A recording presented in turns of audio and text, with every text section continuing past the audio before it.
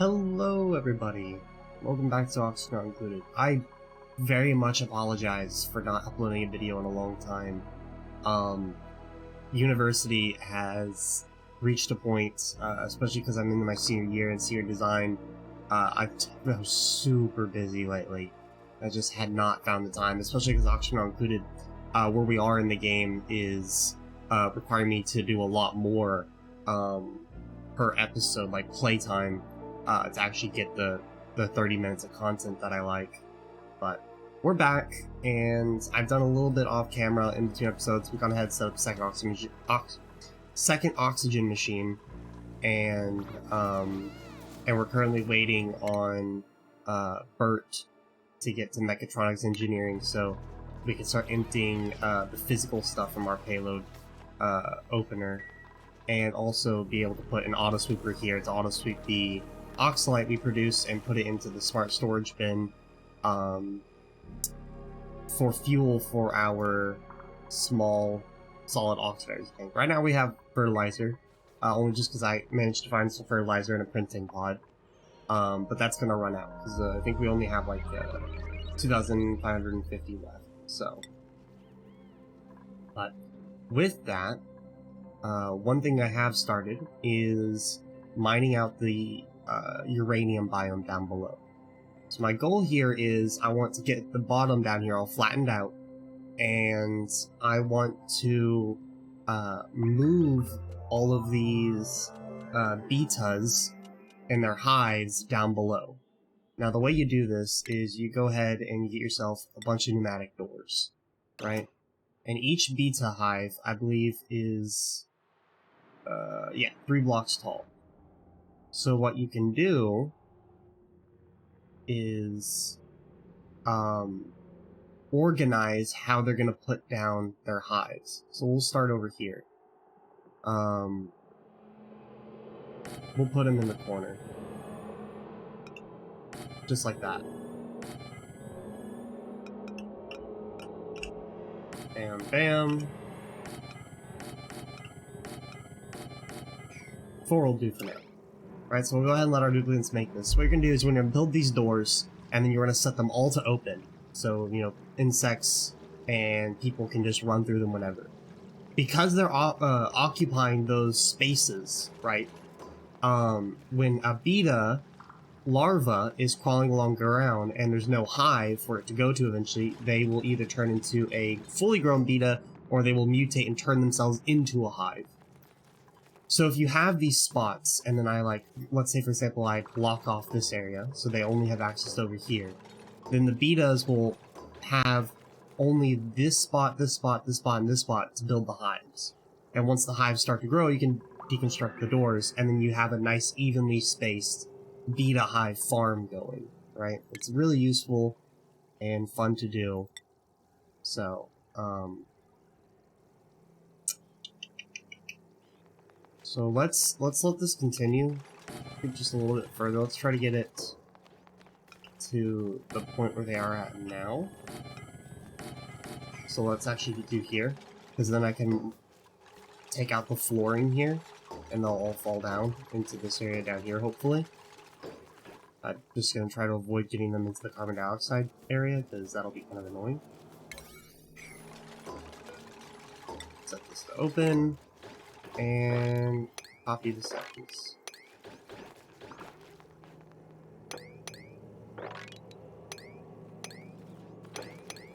Bam, bam, bam, bam. There you go. They should go ahead and open all that. Actually, these need to be set to auto, just so your larvae don't go over here and make beta hives. They'll just be vibing over here. Alright, so with that, we are going to now need to come up here and start digging out this area with the betas and get them down here. Alrighty, so we've gone ahead and pushed them to there. Yep. And that should push them down here. And a beta hive is already maturing. We got 2 beta hives already maturing. Awesome. We can go ahead and get rid of this one, which will make the betas mad, but that's okay. Lindsay just needs to be really fast. cannot get stung to death by these murder uranium hornets. Awesome. They didn't even attack. Perfect. Alrighty. So we got 2 beta hives growing now in 2 of our locations. We just need a couple more, and these betas should hopefully start moving downstairs as well to be near the hives. When the hives are fully grown, the betas, their AI will automatically link them to that new hive because they don't like to not be without a hive. So when these are done, these leftover betas should hop into, but they may die before then because they only have an age of 5 cycles before they die. But it should be fine because when these beta hives are done, they will produce more betas for themselves as long as we just have a steady supply of uranium ore for them to eat. So with that, what we are going to do is start hollowing out the rest of this biome. So real quickly, by the way, if you are wanting to harvest beta hives or make a farm out of them, make sure you click on them and you say enable auto harvest. That'll allow your duplicates to come in and scoop out your refined uranium that's inside of them, or the enriched uranium, I mean. Which is something we are also going to have want to add. We'll do uranium. No, that's not how I spell it. Uranium. That makes more sense. We'll add those to our list. 8.5 tons and 1.198 tons. Alrighty. Well, our goal here, and our goal this episode, hopefully, is to get this farm set up, get an interplanetary launcher set up, and start launching enriched uranium back to the main asteroid, in which we can set up a nuclear reactor. Because there's no need for a nuclear reactor on this asteroid. The power would be way overkill, and there's not a whole lot of room to build something like that. But, and you also need a lot of water, which is something we are starting to build up a lot of water on the main asteroid because of our steam chimney. I think most likely I'm gonna build the reactor probably over here. I'm thinking is the idea. Somewhere around here, maybe. It needs to be kind of by itself because it emits a bunch of radiation, like an absurd amount. So, we'll figure that out when we get there, though. So, also, hopefully, when we get Bert to mechatronic engineering, we can go ahead and get the interior of this rocket set up, and we could start maybe launching rockets from this asteroid to different places. We can go out 1, 2, 4, 5 tiles out from here, so we can figure out what this unknown object is, etc., etc. Alright, so just from these 2 beta hives that matured and producing a couple of bee tinies, they've spread out and filled up the rest of this area with further beta hives, which allows us to go ahead and deconstruct these doors. And then we want to make sure we set these into enable auto harvest.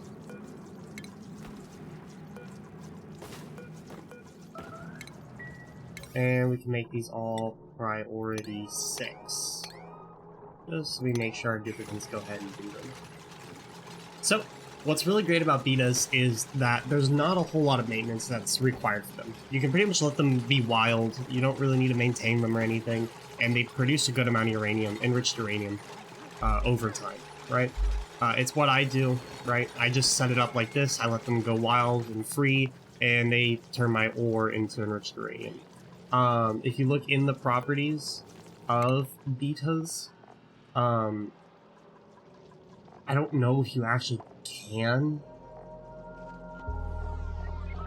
tame them technically, because it doesn't say, you know, like unlike other critters, for example, let's look at hatches, stone hatches.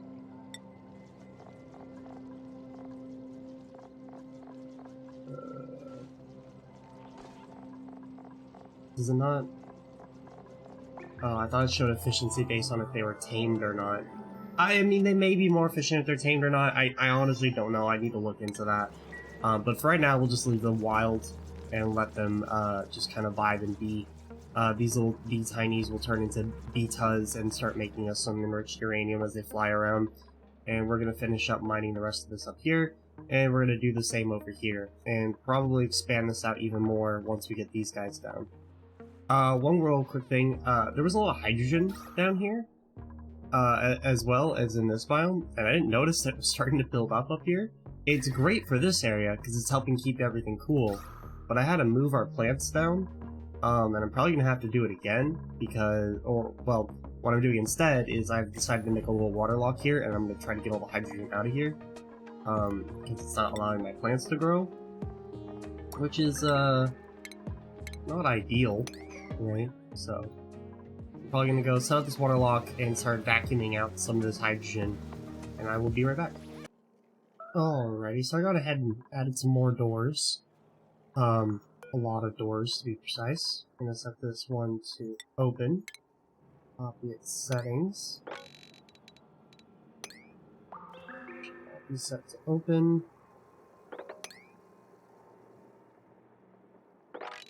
And get the bottom row. There you go. With that, we can now let all these bee tinies down here spread out, and also allow for us to mine all this and drop it down here as well. I probably won't touch the left side just yet. Probably gonna be focusing on this right side first. But with that, I've also gone ahead and created a little sweepy dock here, because that'll be fun. Just to sweep up all the seeds and food that doesn't automatically get picked up, as well as all this dirt and stuff. Actually, I think duplicates can help with dirt and stuff. But with that, as they're opening up these gates, I'm gonna go ahead and start mining up the rest of this right side of the biome. So real quickly, one thing I'd forgotten is I forgot to put in the top doors. They will not create separate beta hives unless it is technically a separate room, right? They'll each make their own little beta hive for their individual rooms, but they don't like it when it's still technically one big room, right? To create a new hive. Which I think I'm gonna go ahead and put these doors back, because I don't know if the operation of the hive matters if it's in the separate room. But just to be safe, I'm gonna put them back. But, yeah. Couldn't be too big of a deal. As long as they're set to open, it's not like it affects the pathing of the insects or anything like that, so. We're gonna go ahead and set this one to open. Pop settings. Yeah, of course it's not gonna like that. Alrighty, so I've gone ahead and dug out another layer, and I noticed that this abyssite did not finish along the bottom here, so we had a bit of warm, tiles going into our cold biome, and these betas had to be between -90 and -10 degrees Celsius to be comfortable. So I've gone ahead and put a layer of insulated tiles to just keep that, nice and cool and protected. Hopefully for the betas' sakes. But with that, we have filled up every single slot here. We have tons of bee tinies, which are all turning into betas, which are turning our 13.9 tons of uranium ore into enriched uranium, slowly but surely. Which I am really happy with. I think what I'm going to do is just go ahead and dig out the rest of this upper area. And, of course excluding the two geysers here, because we don't want to dig those up just yet. I'll be back. So I was working on the auto sweeper here, and I'm getting a little confused, and if anyone has any reason why, please explain to me in the comments.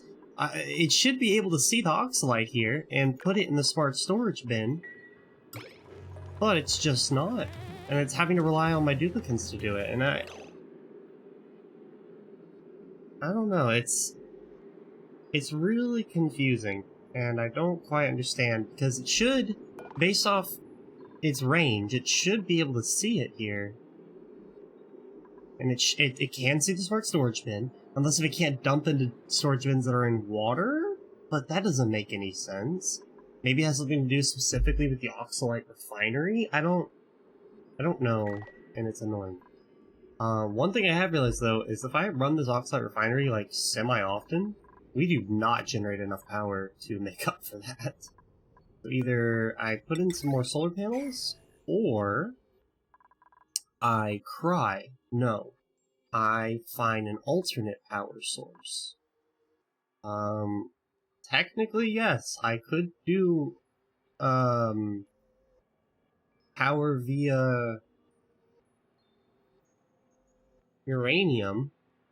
I don't really want to do that, because that sounds like a really silly thing to waste on this asteroid when I can put it on my main asteroid for more power.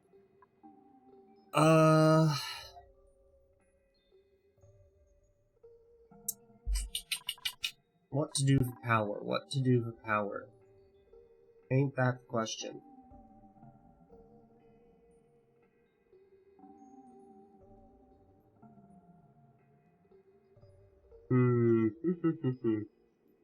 Can I?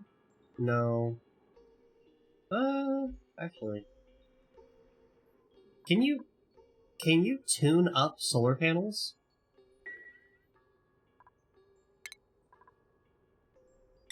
Power control station. Improve building. Coal generator, hydrogen, yada yada yada. Okay, so you can't tune up a solar panel, sadly. Guess that makes sense. Steam turbine, wood burner. Well, let me think about it while I mine out this area. Okay, I figured it out. It does work. I don't know what was happening before. I just set this down priority 5 so duplicates will stop taking care of it, and now the auto sweeper is doing it just fine. So, who knows? But, you know, pretty cool, I guess. Also, instead of adding more solar panels, I realized I could just have more batteries. Because when it's midday, I actually do generate more power than I consume utilizing the oxide refinery. So if I just have more storage for the power, then it's works. And it's not as big of a deal. With that, however, I do need to get power down here. How do I want to do this? Let's just bring this over and down. Yeah? No. We'll bring it over from the middle, I think is the best idea. There we go. Just gone ahead, I'll get rid of these batteries up here and just keep these 9 going down here. And I've expanded my cooling loop to here too. Mixed with the hydrogen, these should stay pretty cool. No reason for them to warm up, I don't think. And we are doing pretty good down here also, by the way. Check our skills. How many duplicates haven't had exosuit training just yet? You. And you have it, so you're good. You should probably get critter. No, you don't need husbandry, because we're not ranching the Beetas. We're just harvesting from them. And they do what they do naturally, so. Oh, this is starting to become pretty darn productive. Next thing we need to focus on is just, getting interplanetary launchers set up to start sending the uranium over. The real question is where we're gonna want to launch it from, right?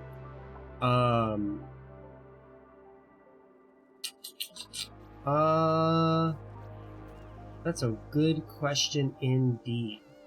Could always launch it from here somewhere.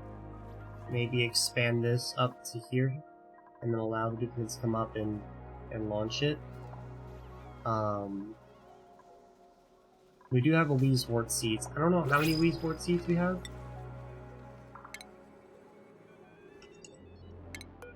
Ugh, come on. See y'all. Weeswort. Nope.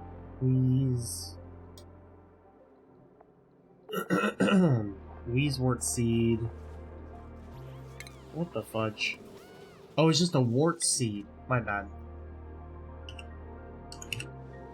Okay, so we have 2 Weeswort seeds, which is enough to get a setup like we have over here, for an interplanetary launcher. So I think we're actually pretty good,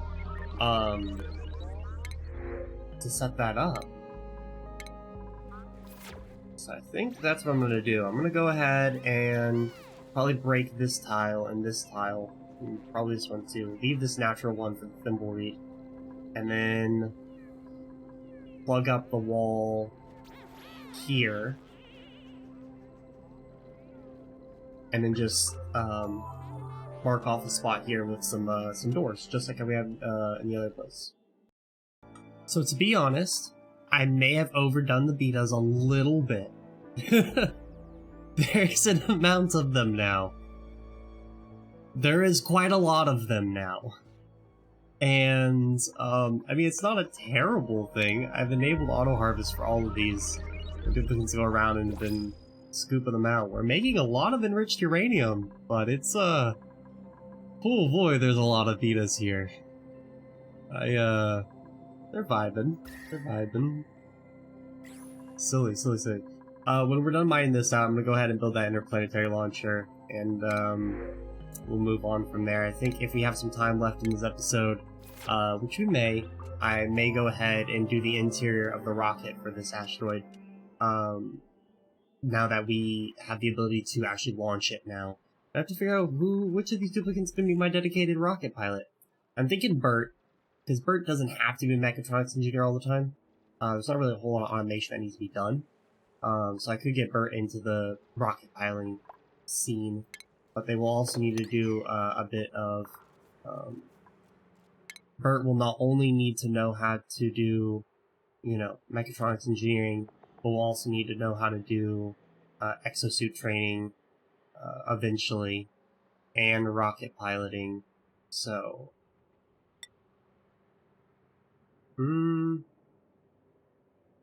Could get Camille to do it?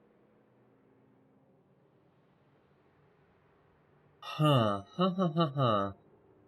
don't know. I'll figure it out.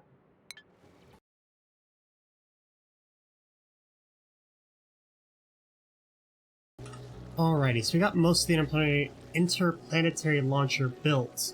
I originally was going to have this just be full of hydrogen like the rest of the building, but I realized that I have to keep the doors open to be able to fill this thing up with radiation, because it won't take in anything if it has the pathway blocked. Because of that, what I'm gonna have to do is, I ran a cooling loop line, is what I was trying to say, right? And I put 2 radiant liquid pipes right here, through the ride bolt generator, so that should hopefully help. I'm gonna see if when this is in a vacuum, if that's enough to keep this cold enough so it doesn't, get too hot and, you know, demolish itself. If it does, then I'm probably going to just replace this with tiles, and just have people access it from going from around here and then up, rather than from inside of the building. And then this can stay a vacuum. But we'll see, as it's off putting a lot of hydrogen right now. Because you can already see it's starting to get a little hot, but I don't really know if that's because of, I don't know if it's staying cool because of the hydrogen or if it's staying cool because of the pipe itself. So, with that, however, now we got to set up the mechatronic engineering side of this. So we should quickly go into shipping, conveyor loader. Of course, we are low. Get some more aluminum. But yeah, we'll just set up a quick conveyor loader. I think probably a conveyor loader down here, so then people don't have to go into space to load it in, and then it'll just make its way all the way up there. Alrighty, so here's the plan. I've decided to put the conveyor loader way down here where all the enriched uranium already is, and the duplicants can just go ahead and, you know, just put it in there as they, like in the background. And then I have the conveyor rail making it all the way up here. And then what we've unlocked a while back was a solid filter, right? We go ahead and utilize this for the first time. We can put it right here. Actually, it goes. I can go here. I need to take this conveyor rail. I need to bump it up one. Like so. And delete that. And go ahead and take this, plug it in. This piece can go up into there for anything that's not uranium ore. Well, actually, if only uranium ore is going in here, then there's no need for the solid filter. I don't know why I thought that for some reason. We can go ahead and plug that back in. And construct you and you. And then we just need to get a conveyor bridge out of aluminum. And just take this on up and plug it into there.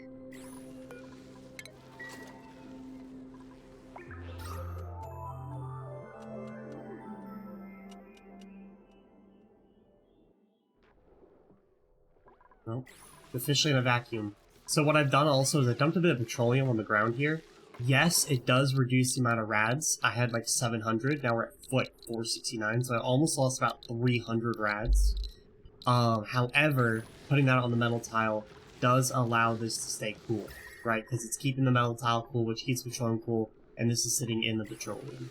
So yes, less rads, meaning we'll be shipping slower, but it will keep it cool in a vacuum, which means I do not need these doors, right? I can get rid of these doors altogether.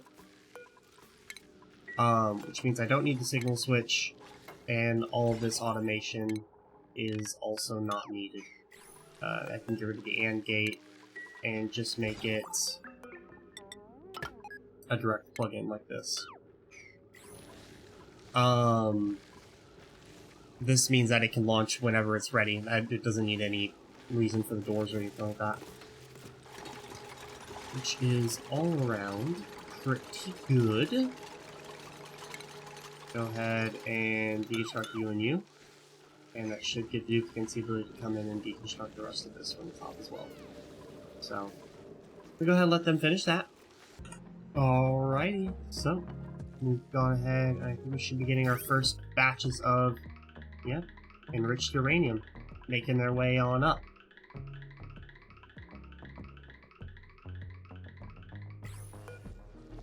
And then when this thing gets 200, there we go. Oh, okay, I was gonna say, I don't have this thing set to go, you know? I was like, it's about to just launch into deep space. Okay, last but not least, we gotta come over here, and we need to go into rocketry, and build ourselves a targeting beacon. And we can put that just about right here, should be fine. And plug that in, because I have no idea where this payload's gonna land.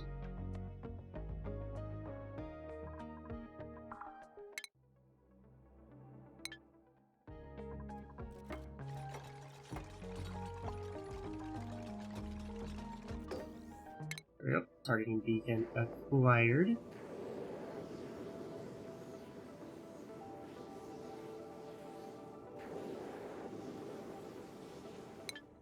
Okay.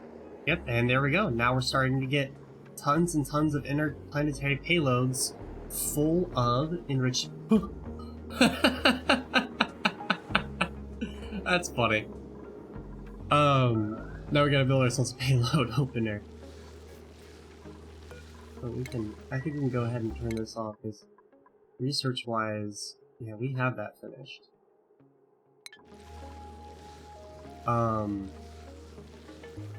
Okay, where are we going to build the payload opener is the good question. Let's put it... Rocketry. Payload opener. I could fit it right about here. That's where it's gonna go. What line can I attach to this? We'll do this one. Of course I need more copper. Alrighty, there we go. We have enriched uranium making its way now into our base over here. And we can eventually use the enriched uranium, of course, for the reactor that we can focus on later. Or I guess soon, actually. Also, I noticed I've been lacking in sweeping up all the polluted dirt that's been building up in their stables. and it's caused the polluted oxygen to build up higher than the hydrogen. So now the hydrogen's a lot less, which is most certainly a downside. I'm gonna have this real quickly take care of that off screen and just get this hydrogen back down by pumping out some of this polluted dirt, and maybe set up a quick little thing for the auto sweepers so they'll sweep up polluted dirt as well, and then it'll section out the polluted dirt to drop down into the water, and then the eggs can continue up just like how they are. I find it absolutely hilarious that we have some payloads that are just falling all the way to the very bottom of the map. But yeah, I think I'm going to end today's episode here. We got a lot done. We got Enriched Uranium set up, we got a new battery bank set up, we have interplanetary launcher set up over here, tons and tons of Beetas, an absurd amount of Beetas. But with that, I hope you all enjoyed, and next episode we'll go ahead and continue working on, think maybe we'll launch some rockets from this asteroid and maybe start working on the nuclear or research reactor on the main asteroid. So with that, I hope you all have a nice day. I hope don't forget to like and subscribe if you would like. I very much appreciate it. And I hope you all have a nice day. I'll see you next video. Bye-bye.